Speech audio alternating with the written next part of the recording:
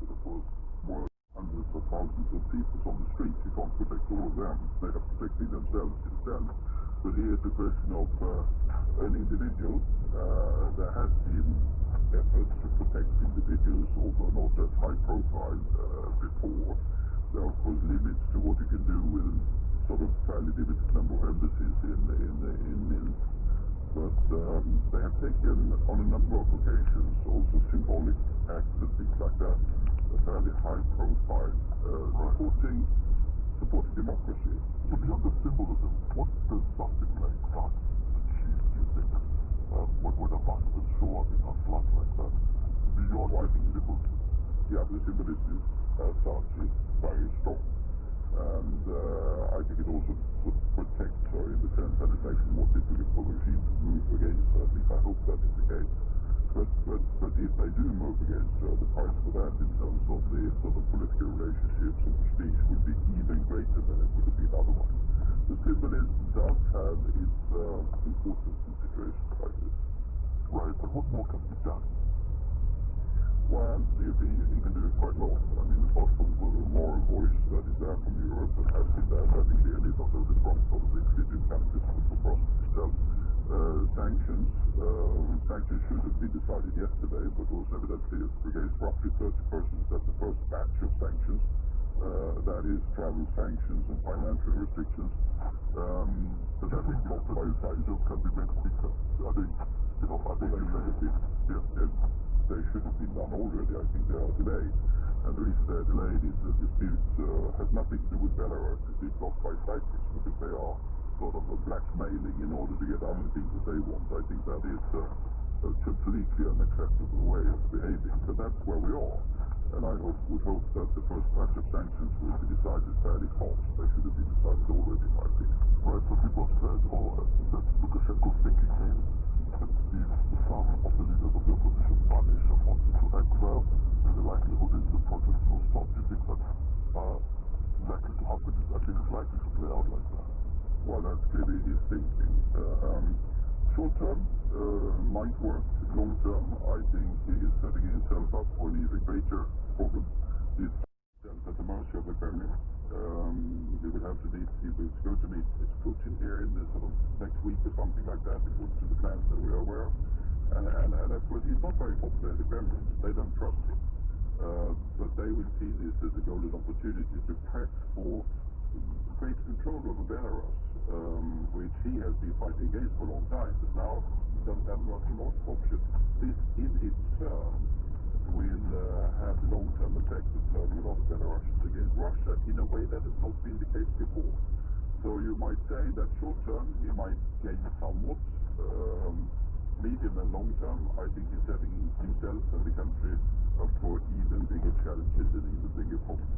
Carl, the co-chair of the European Council of Foreign Relations and former Prime Minister of Sweden. Thank you very much.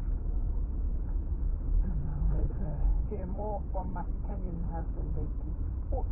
Yeah, hi, Bola. Toronto Raptors coach Nick Nurse admitted his team underperformed in the first half of their latest playoff clash with the Boston Celtics, but they got it together and came back for a memorable 125-122 win after double overtime to take the Eastern Conference semi-final series to a deciding Game 7. The Raptors are the reigning champions, of course. The LA Clippers are one win away from the final in the West. They are 3-1 up against Denver.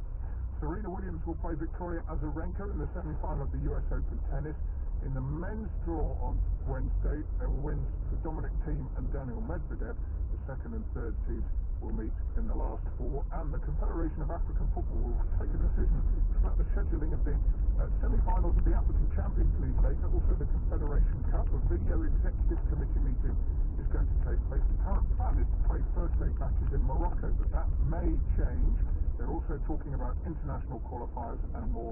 We'll have news from that meeting on Focus on Africa later here on the BBC. Thanks, Matthew. And now let's go to business news. Andrew Wood is joining us. Andrew, there's a lot of optimism that the vaccine against COVID-19 may be available soon, but that's only part of the battle against the pandemic. How is it going to be distributed around the world? Well, the International Air Transport Association, which is the body that represents the airline industry, you might be pleased to know, has actually actually already anticipated that problem and is trying to put together plans that when a vaccine does come along, has already worked with airlines, airports, health bodies and drug firms on making sure that this is going to be flown around the world to where it's needed. The size of this is quite incredible, really. The IATA, say the industry body, reckons that it's going to need the equivalent of 8,000 Boeing 747s to make sure that the virus is delivered. Just a matter of putting the vaccine in boxes and just throwing them aboard aircraft. Vaccines have to be kept at certain temperatures, usually between about 2 degrees and 8 degrees. So that has to be, the refrigerated transport is going to be necessary. I mean, we know it's like sometimes if you're at an airport, if you're in a plane and the engine breaks down and you're on the tarmac, it can get very, very hot very, very quickly. What about distribution across Africa, for example? What sort of challenges are foreseen? Well, IATA actually says that at the moment it reckons that distributing vaccine across Africa would actually be impossible. There's not enough capacity for cargo. The place is very, very big. There are complications with border crossings and so on. And of course there is also this issue too about is there enough refrigerated transport and storage to look after the vaccine. Wonderful, thank you. Now, wildlife populations around the world have declined on average by 68% over the last 50 years. That's according to a new report by the conservation charity WWF. The loss of nearly 2/3 of our wild animals is mainly due to agriculture and habitat destruction. Well, the report uses the phrase, nature is in free fall. So what can be done to change all this, and what part do we as humans have to play? Joining us now is Marco Lambertini, who's the Director General of WWF International. Thank you very much for joining us. So how bad are we talking about this? 68% of wildlife population is a massive figure. What part have we played in this? Unfortunately, we have played the majority of the part in this, and as you just alluded in your introduction, the main reason is habitat destruction. Habitat destruction related to our current development and economic model that is basically making profits at the expenses of nature and the environment. And that's exactly where we need to focus our attention in order to change the tide of wildlife decline and species extinction. And by the way, this is not a problem just for the wildlife in itself. They, of course, we want to respect and coexist with and protect us, but it's also increasingly an issue related to us. It is an economic problem as much as a conservation problem. The services that wildlife provides to us, to our economy, are huge.